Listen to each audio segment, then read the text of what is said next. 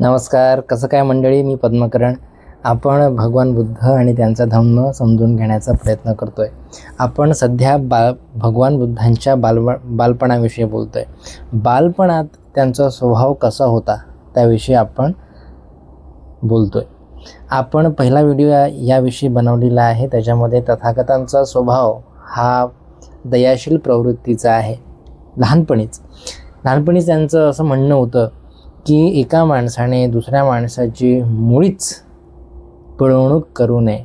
म्हणजे नोकरानं नुसतेच कष्ट करायचे आणि ज्याचे ते काही फळ मिळेल ते फक्त मालकांना आरामात बसून खायचं, हे त्यांना मुळीच मान्य नव्हतं.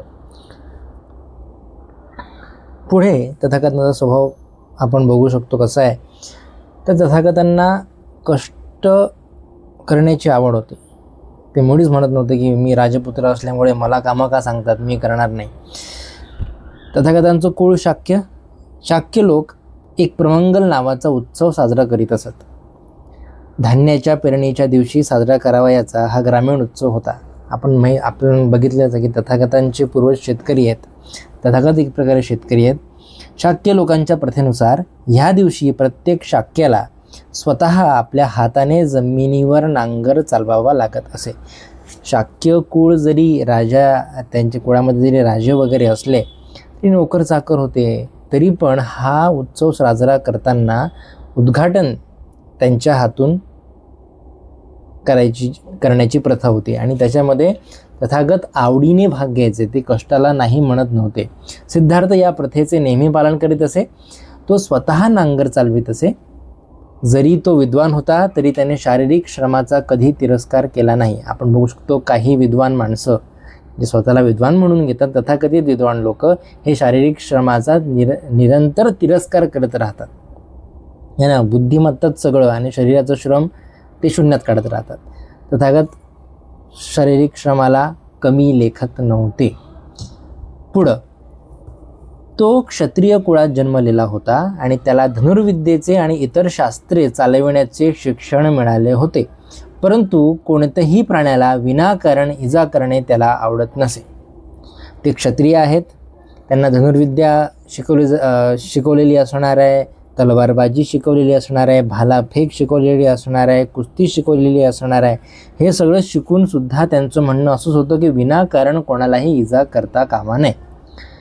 शिकार करणाऱ्यांच्या टोळीसोबत जाण्यास ते नकार देत असत. त्यांना आवडत नसे शिकार करणं. त्याचे मित्र त्याला म्हणत, तुला वाघाची भीती वाटते काय?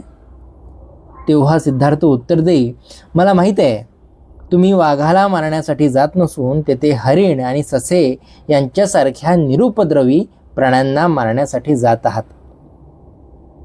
त्यावर मित्र म्हणत, ठीक आहे, निदान तुझे मित्र किती बिनचूक निशाणेबाजी करतात हे पाहण्यासाठी तरी तू ये. त्याचे मित्र त्याला आग्रह करीत राहतात. सिद्धार्थ अशा प्रकारच्या आमंत्रणालाही नकार दे आणि म्हणे, मला निरुपद्रवी प्राण्यांना मारताना पाहणे आवडत नाही.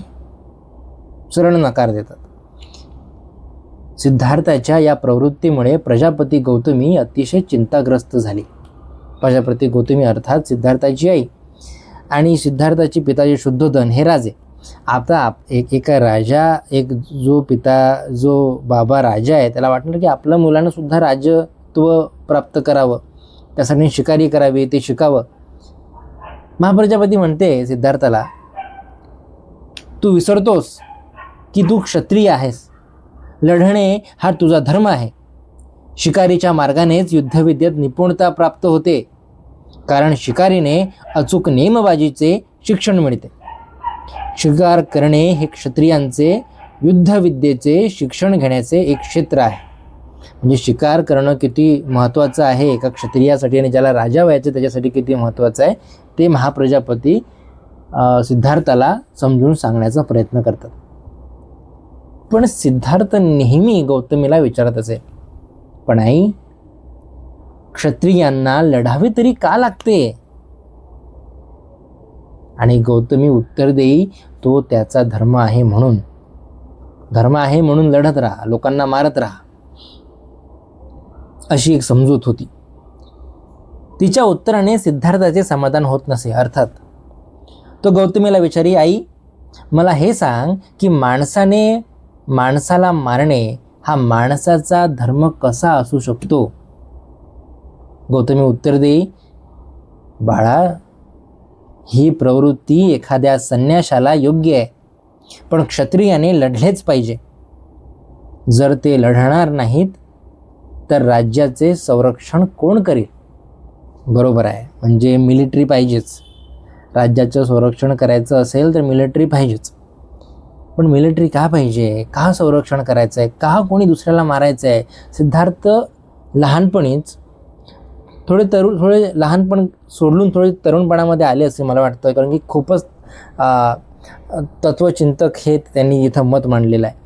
सिद्धार्थ तेव्हा म्हणतात, खूप महत्त्वाचं आहे, मुळाशी सिद्धार्थ जातात आणि म्हणतात, पण आई, जर सगळे क्षत्रिय एकमेकांवर प्रेम करू लागले तर हिंसा न करता ते आपल्या राज्यांचे रक्षण करू शकणार नाहीत काय?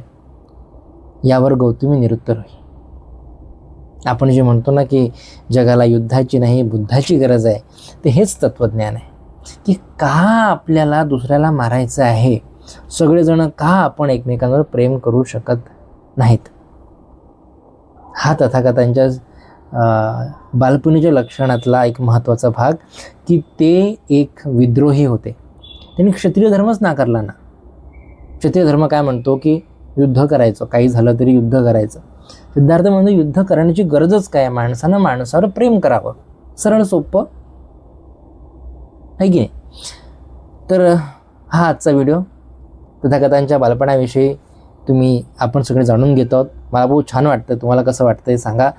आपल्या व्हिडिओला लाईक करा, आवडला असेल तर लाईक करा, आणि लोकांना हा व्हिडिओ दाखवायचा असेल तर शेअर करा, आणि असेच व्हिडिओ परत परत बघायचे असतील तर चॅनलला सबस्क्राईब करा, आणि बेल आयकन असेल तुमच्या जिथे असेलच ते दाबा. धन्यवाद. भवतु सब्ब मंगलम. सगळ्यांचं भलो, सगळ्यांचं कल्याण.